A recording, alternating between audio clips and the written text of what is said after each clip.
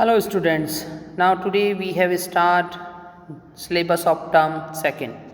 And in term second in history we have start chapter number second nationalism in India class 10. This is the part first of this chapter. Now dear students, last chapter when we have discussed nationalism in Europe, वहाँ पे हमने बेटा Europe के बारे में और Europe continent में कैसे नेशनलिज्म डेवलप हुआ उसके बारे में स्टडी किया. Now we move on in our country nationalism in India. So you know Indian जो नेशनल फ्रीडम जो स्ट्रगल हुआ बेटा आप सभी जानते हैं the contribution of Mahatma Gandhi. In this chapter we have discuss majorly contribution of Mahatma Gandhi and also we have discuss key movements like जो महात्मा गांधी के जो की मोमेंट्स रहे हैं like civil disobedience movement, quit India movement, non cooperation movement. So let's we start our chapter. So first of all as you will seen the modern nationalism in Europe came to be associated with the formation of the nation states. So बेटा वहाँ से nation state बनना start हो गया था. It also mean to the change the people's understanding to who they were and what they defend their identity and in sense of the belonging. So the new symbols and icons, new songs, new ideas, forget new links and redefined the boundaries of the communities. Is the most centuries of the making the new national identity was the long process. So how did this the sequences emerge in India? So now we talking about in India. In India is the many other colonies has the grown in the modern nationalism is the immediately connected of the anti-colonial movement. Peoples began the discovering of their unity of the process of their struggles with the colonialism. आपको मालूम है बेटा India before 1947 India has the colony of Britain और वो यहाँ पे rule करे. So this sense of the being the observe with under the colonialism provide the share the bond और the tied the many different groups together but each of class and the groups the felt of the efforts the colonialism differently. सो अब यहाँ पे सबका देखो अपना अपना एक नज़रिया है बेटा नेशनलिज्म को देखने का. अलग अलग लोग अलग अलग तरीके से उसे ट्रीट कर रहे हैं. So in earlier the textbook जो आपने बेटा पढ़ा होगा 9th के you have read about the growth of nationalism India of the first decade of the 20th century. अब देखो जो लास्ट का फर्स्ट जो स्टार्टिंग का फर्स्ट डेकेड है that means 10 years of the tenure वो हमने 9th में पढ़ा. In this chapter we will pick up the story of 1920s and the story of the non cooperation movement and civil disobedience movement and will be the expose the Congress sought to develop the national movement how different social group the participate in the movement and how the nationalism captures and imaginations of the peoples. अब देखो ये एक picture दिख रहा है आपको यहाँ पे बेटा ये 6 अप्रैल 1919 का है. Mass processions of the streets become the common features during the national movement. तो जब हमारे इंडिया में बेटा ये नेशनल मूवमेंट चल रहा था तो ऐसे सीन ठीक है ऐसे रोड पे इतना सारा देखो आप सारी पब्लिक एक साथ जा रही है ये कॉमनली एक फीचर बन गया था बेटा उस समय. Now the first world war Khilafat and non cooperation movement. Now we have start. So यहाँ पे कुछ ईयर्स है बेटा जो आपको याद रखनी है उनको अंडरलाइन भी करने हैं.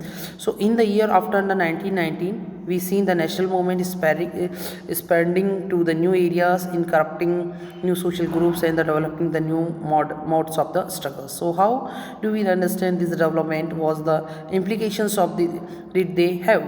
So first of all were the create the new economic and political situation. अब देखो बेटा 1919 के बाद जो सिचुएशन है वो चेंज हुआ और उसके बाद Mahatma Gandhi as a famous leader बेटा वो एक तरह से नेशनल आइकॉन बन गए थे. So war and loan the increasing the tax the customs. So the first of all the war was the created the new economic and the political situation. It led to the huge increase in the defense expenditures which was the financed by the war loans and the increasing tax. The custom duties were the rise and the income tax introduced. ठीक है अलग अलग tax लगे duties लगे बेटा income tax duties throughs the Wars the year the price increasing doubling between the 1913 to 1918. देखो ये वो टाइम है जब बेटा फर्स्ट वर्ल्ड वॉर स्टार्ट हो चुका था. 1914 से 1918 तक फर्स्ट वर्ल्ड वॉर हुआ और उसका इम्पैक्ट बेटा England also the involve in the first world war. So that कि उसका इम्पैक्ट उन्होंने अपने कॉलोनियल स्टेट पे इम्पोज किया बेटा. ठीक है तो यहाँ से टैक्स स्टार्ट कर दिया. So leading of the extreme hardship of the common peoples, the village were the called upon the supply soldiers and the force the recruitments. ठीक है, force recruitments, that means जबरदस्ती भर्ती करना बेटा, force recruitment in the rural areas and the cause the widespread angers.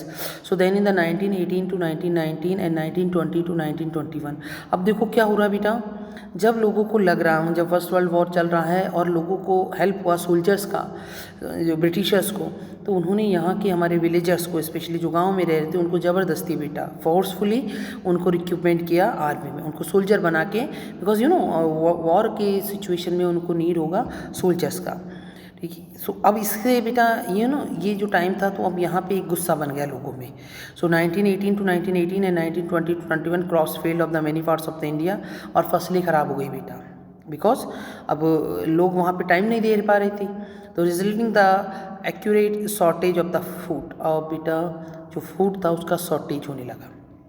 This was the accompanied by in the influenza pandemic according to the census is 1921। अब ये एक सबसे इंटरेस्टिंग पॉइंट है कि जो हमारा सेंसस होता है, जनगणना होती है बेटा, उसमें 1921 के डेकेड में 12 to 13 million peoples perished as the result of famines and the pandemic. ठीक है, तो पेंडेमिक और फेमाइंस, सूखे की वजह से बेटा लगभग 12 to 13 मिलियंस लोगों का डेथ हुआ, तो वो नंबर्स कम हो गए बेटा। तो वहाँ पे हमारे जो सेंसस में फर्स्ट टाइम एक माइनस में हमारा सेंसस गया बेटा। ठीक है, डेट मीन्स अभी जैसे हमारा ग्रोथ रेट पॉजिटिव होता है, उस दिन ग्रोथ रेट बेटा 1921 में वो माइनस में था। द आइडिया ऑफ सत्याग्रह, ठीक है, 1.1 द आइडिया ऑफ सत्याग्रह।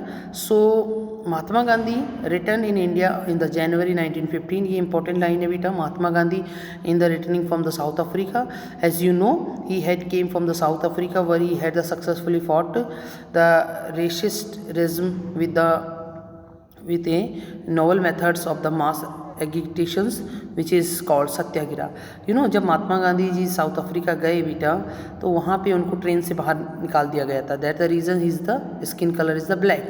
तो उस चीज़ को बेटा उन्होंने रियलाइज़ किया और वहाँ पे एक मास मूवमेंट स्टार्ट किया, we call the satyagraha. And he suggest that if the cause was true, if that it was the cause was the true,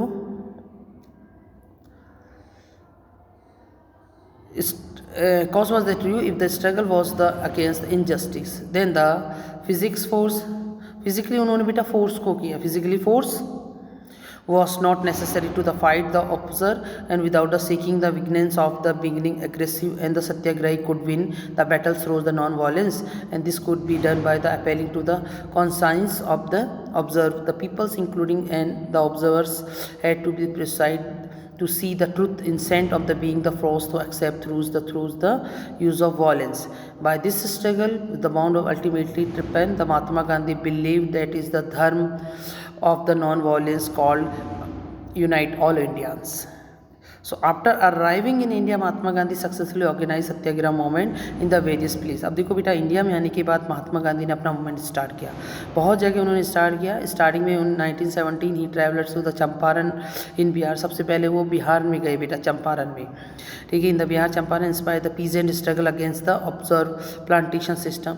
अब बेटा वहाँ पे जो प्लांटेशन सिस्टम वाला जो कल्टिवेशन हो रहा था, उसको बेस्ड बना के यहाँ के जो फार्मर्स थे वो काफ़ी डिफ़िकल्टी में थे बेटा, बिकॉज गवर्नमेंट उनसे अलग अलग टैक्स ले रहे थे और उनको फोर्सली बोल रहे थे कि टी प्लांटेशन करें या कुछ ऐसा इंडिगो का प्लांटेशन करें। देन रीज़न कि वहाँ पे उन्होंने प्रोटेस्ट किया। So then in the 1970 he organise the satyagraha to support the peasant of the Kheda district of the Gujarat. ठीक है, खेड़ा गुजरात के अंदर है।